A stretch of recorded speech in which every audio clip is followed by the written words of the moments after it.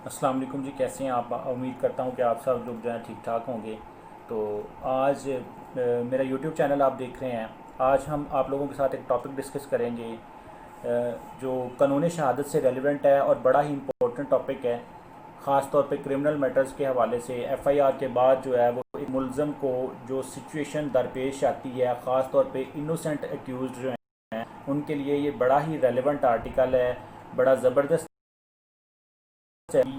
या plea of L by पढ़ा जाता है। तो अगर आप लोगों के पास इस वक्त बेयर एक्ट मौजूद हैं तो बेयर एक्ट निकाल लें। उससे आप लोगों को टेक्स्ट को समझने में भी बड़ी मदद मिलेगी, क्लैरिटी होगी आपके लेक्चर में। तो कानून शहादत आर्डर 1984 जो है, एज़ यूजुअल मैं आप लोगों से रिक्वेस्ट करता हूँ कि मेरा चैनल सब्सक्राइब करें। और आर्टिकल 24 जो है कानून शहादत आर्डर 1984 का, उसको हम स्टार्ट करने जा रहे हैं। उसका टेक्स्ट देखते हैं। पहले मैं इसकी तमहीद आप लोगों के जहन में एक ले आऊँ कि फॉर एग्ज़ाम्पल 25 जून 2020 को लाहौर में मीनार पाकिस्तान के पास एक मर्डर होता है और उस एफआईआर में नॉमिनेट कर दिया जाता है एक गवर्नमेंट सर्वेंट को, जो कि उस वक़्त इस्लामाबाद में ड्यूटी पर मौजूद था।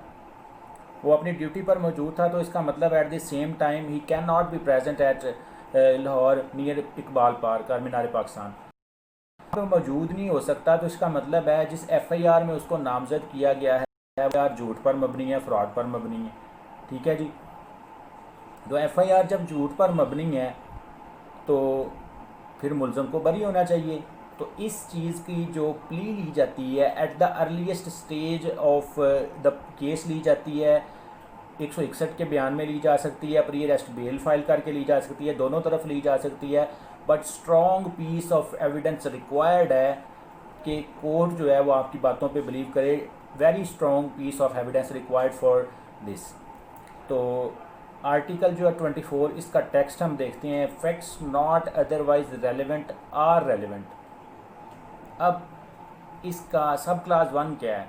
If they are inconsistent with any fact in issue are relevant fact. अब एक मर्डर हुआ है लाहौर में, वो फैक्ट इन इशू है वहाँ पे कोई, लेकिन जो बंदा इस्लामाबाद में गवर्नमेंट जॉब कर रहा है उसका जॉब करना इसके साथ रेलिवेंट कैसे हो गया? वो रेलिवेंट तो नहीं था, लेकिन उस फैक्ट क्योंकि इल्ज़ाम जो लगाया गया वो झूठा था।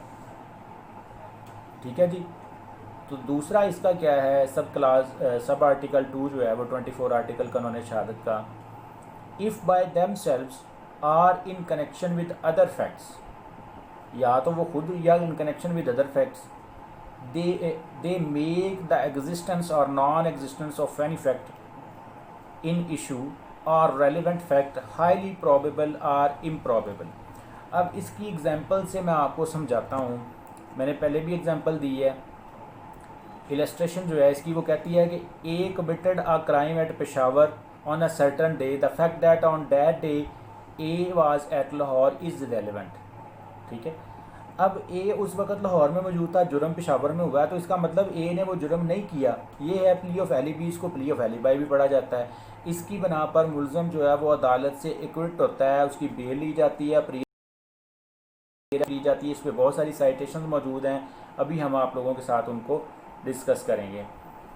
अब द क्वेश्चन इज़, ये एग्जांपल है आप लोगों के लिए इलस्ट्रेशन 2 जो है। The question is whether A committed a crime, A ने किया है कोई, तो इसका मतलब है कि वो जुर्म B C D E F G H ने नहीं किया, ए ने किया है, तो इसका मतलब ए ने किया है। तो अगर बी सी डी ई पर allegation is on someone else, तो that can take plea of alibi at the earliest stage of hearing. तो उसने प्ली ऑफ एलिबाई लेनी है और उसने उससे एक्विटल या बेल की तरफ चले जाना है। ठीक हो गया जी। प्ली ऑफ, अब साइटेशन की तरफ हम आते हैं। Plea of alibi should be raised at earliest stage and must be supported by a strong piece of evidence. आमतौर पे जो मेरा पर्सनल एक्सपीरियंस है प्रैक्टिस के हवाले से, अदालत जो है प्ली ऑफ एलिबाई में पेश किया गया डॉक्यूमेंट प्राइवेट फर्म्स का, प्राइवेट इदारों का जो है उसको मानती नहीं है। कोई गवर्नमेंट हॉस्पिटल हो जहाँ पर मुलज़म उस वक्त मौजूद हो, अपनी सरकारी जॉब पे हो मौजूद हो, गवर्नमेंट यूनिवर्सिटी में हो, या किसी अथेंटिकेटेड अदारा जो है उसकी कोई एविडेंस जो है प्ली ऑफ एलिबाई में उसको कोर्ट एक्सेप्ट करती है। दूसरे नॉर्मल एविडेंसेस को जो फैब्रिकेटेड भी बन जाते हैं, पैसे दे के चीज़ें बनवा ली जाती हैं, तो उनको कोर्ट जो है वो नहीं मानती। तो अर्लियर स्टेज ऑफ हियरिंग पर ये प्ली ऑफ एलिबाई लेनी चाहिए। इसको थारोली डिस्कस किया गया 1987 PCRLJ 1373 पेज नंबर पर। प्ली ऑफ एलिबाई सिर्फ और सिर्फ इस सूरत ही एक्सेप्टेबल है जब ये साबित कर दिया जाए कोर्ट में कि मुलज़म जो है वो at the place of occurrence से ज़्यादा फासले पर था और वो उस वक़्त वहाँ पर पहुँच भी नहीं सकता था, डिस्टेंस ज़्यादा था। तो ये होल्ड कहाँ किया गया? 1982 PSC पेज है 1052 पर। प्ली ऑफ एलिबाई को मुलज़म ने खुद कोर्ट में प्रूव करना होता है। अगर वो प्रूव नहीं कर पाता तो उसको किसी किस्म का जो बेनिफिट फिर नहीं दिया जा सकता। 1985 PCRLJ पेज नंबर है 1539। अब या प्ली ऑफ एलिबाई, इसकी बुनियाद पर लोग बड़े बड़े लोग जो हैं वो बड़े बड़े जराइम में से 302 में से 9C में से, इसके अलावा 337 में, 365 में,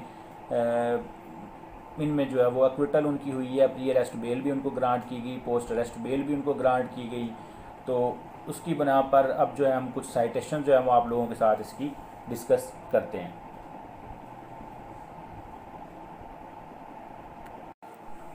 अब जो है जी हम प्ली ऑफ एलिबाई की बुनियाद पर कुछ प्रोसिक्यूशन की फेवर में दी गई जजमेंट्स जो हैं जो होल्ड की गई हैं उनको डिस्कस करते हैं। उसके अलावा डिफेंस की जो है वो जजमेंट्स उनको भी डिस्कस करते हैं। प्ली ऑफ एलिबाई की बुनियाद पर मुलज़म की ज़मानत कबल अज़ गिरफ़्तारी जो है वो उसका वो हकदार नहीं है।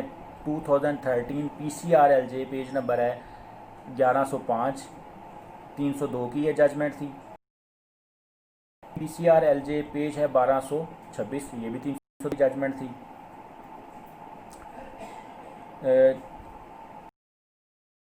इंटेंशनल मर्डर जो है, कत्ले अम्द, उसमें जो है वो प्ली ऑफ एलिबाई की प्ली जो है वो नहीं ली जा सकती, नहीं एक्सेप्टेबल है। वो डिस्कस किया गया है 2012 SCMR पेज नंबर है 707 पर।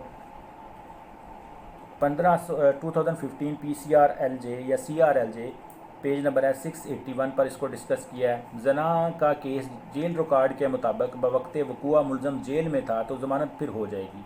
ये होल्ड किया गया 1995 में PCRLJ पेज नंबर है 1002 पर। 324 PPC में अटैम्प्ट टू मर्डर जो है उसमें मुलज़म जो है वो ज़मानत का हकदार नहीं है प्ली ऑफ एलिबाई के अंडर। ये होल्ड किया गया 2000 PCRLJ 793 पेज नंबर पर। डिफेंस की कुछ जजमेंट्स भी आप लोगों के साथ डिस्कस कर लेते हैं। बरोज़ वक़ूआ मुलज़म जो है वो जेल में मौजूद था तो फिर उसकी ज़मानत का वो हकदार है। 2016 SCMR पेज नंबर है 18। 302 अमेंडमेंट्स भी हैं जिसमें बेल हुई है, एक्सेप्ट हुई है।